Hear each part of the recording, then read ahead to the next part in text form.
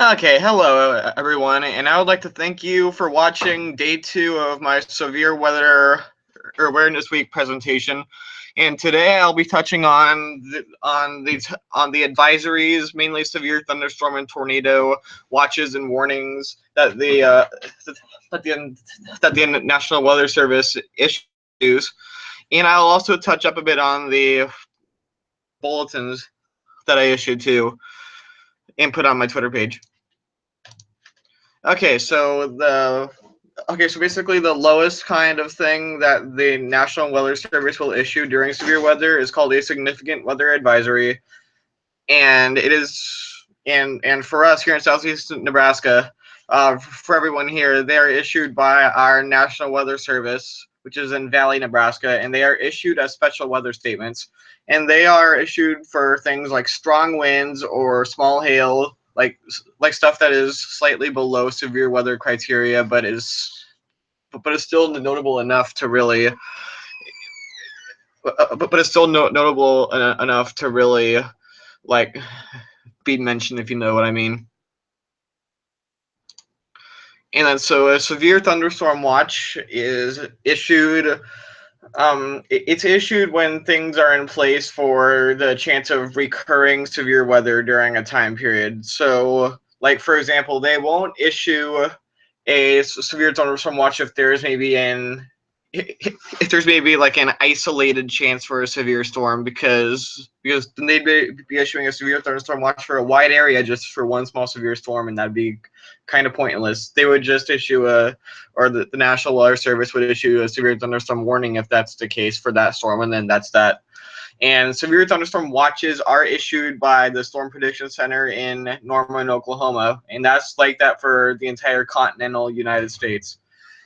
And they are normally issued a couple hours before the onset of severe weather, although sometimes if it's already happening and they see that it's going to continue happening, they can issue it while the severe weather is going on.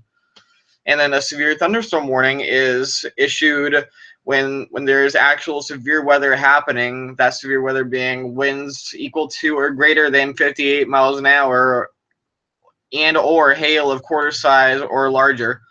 And and there are two ways of knowing that severe weather is happening. It is either if you can see it on radar, or there are trained storm spotters that are saying that there's severe weather happening.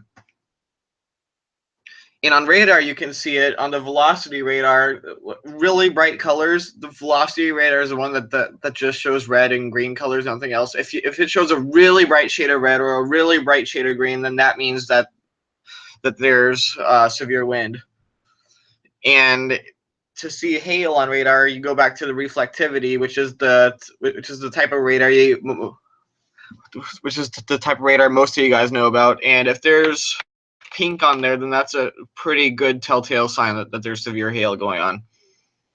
It is issued by our local National Weather Service office. Once again, that is OAX in Valley, Nebraska. And if there is severe weather happening, then I recommend going inside a sturdy building. If it's only marginally severe, like if the winds are at 60 miles an hour or the hail is just at quarter size, then you can take shelter in a car if it's the only thing you have. Like if you're out in a field and you drive through severe weather, a car might be sufficient as long as it's only marginally severe. But if you're talking about derecho strength winds, 100-mile-an-hour straight line winds and baseball size hail, then that'll do some pretty good damage to both you and your car. So definitely, if you can reach a sturdy building, then you should probably do that in a severe thunderstorm warning. And now we get to the tornado watches and tornado warnings, and I'll touch on these more tomorrow when I get to my tornado presentation. But a tornado watch is when ingredients are in place for a tornado threat. So basically the exact same thing as a severe thunderstorm watch, except for tornadoes. And I also forgot to say this back. I'm going to go back, actually. I forgot to say this here, but just because a severe thunderstorm watch is issued does not mean there cannot be a tornado. It's just the reason why they did not issue a tornado watch is because the tornado threat is so isolated, it might not really spawn too much, and if that changes, then they will upgrade it to a tornado watch, but that's pretty rare. And a tornado watch is issued when there is less isolated, more widespread chance for tornadoes. They don't it doesn't have to really be a damaging tornado threat.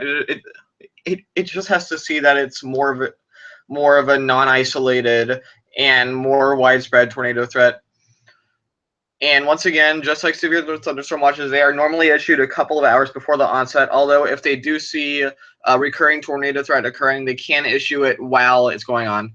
And a tornado warning, contrary to popular belief, there does not need to be a confirmed tornado on the ground for a tornado warning to be issued. That is one way a tornado warning can be issued, but tornado warnings don't just mean confirmed tornado on the ground is going to kill people.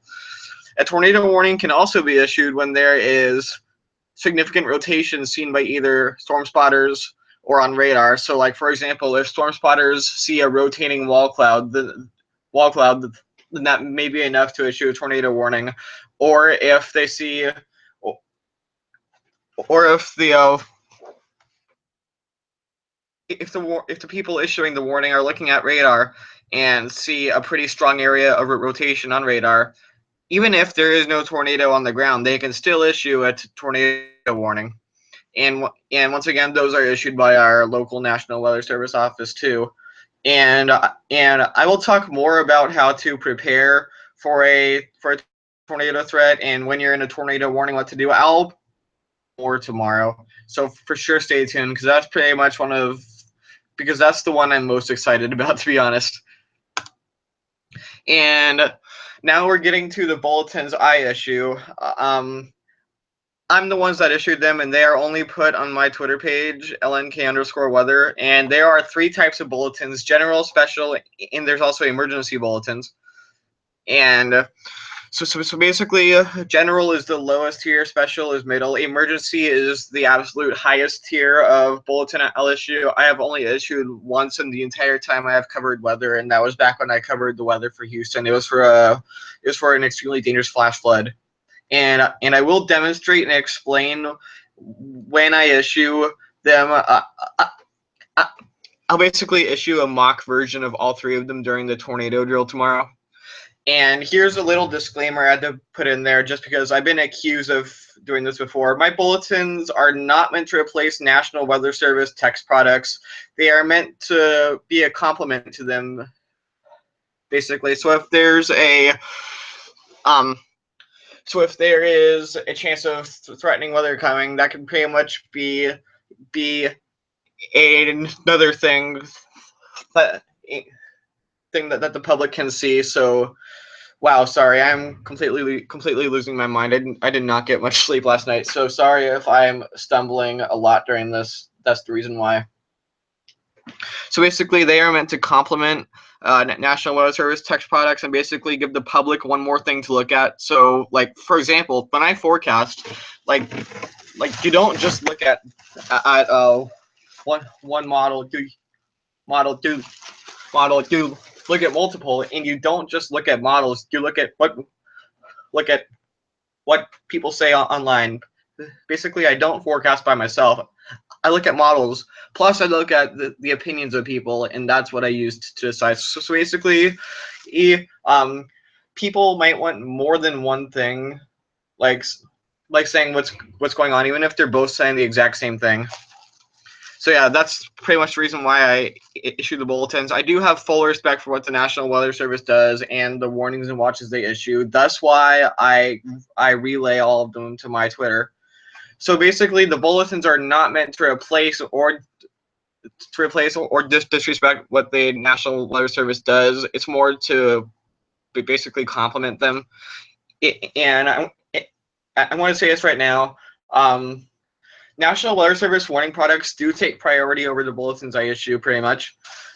So basically, they have the higher say in what to issue. So basically, if I'm saying one thing is going on and they're saying a completely different thing is going on, go with what they're saying. They went through a whole college program of what they're basically doing now, and I am in college right now. So yeah, that's why they have a higher priority over what I do. And tomorrow is the statewide tornado drill. So I will for sure take you through that tomorrow. I'm once again going to issue all 3 bulletin levels I have. And also tomorrow's presentation will be 100% covering tornadoes. I'm going to cover the enhanced Fujita scale. I'm going to recap a tornado watch and a tornado warning, go more into depth of that. I'm going to debunk a bunch of tornado myths. That's going to be fun. And I'm just going to go over general tornado preparations. So for sure, stay tuned to that tomorrow because that is what I am really excited for. So thank you for watching, and sorry if I was not too clear today. I got absolutely 0 sleep last night. That'll be fixed tomorrow during the tornado presentation when I will for sure be in tip-top shape. Okay, so thank you for watching.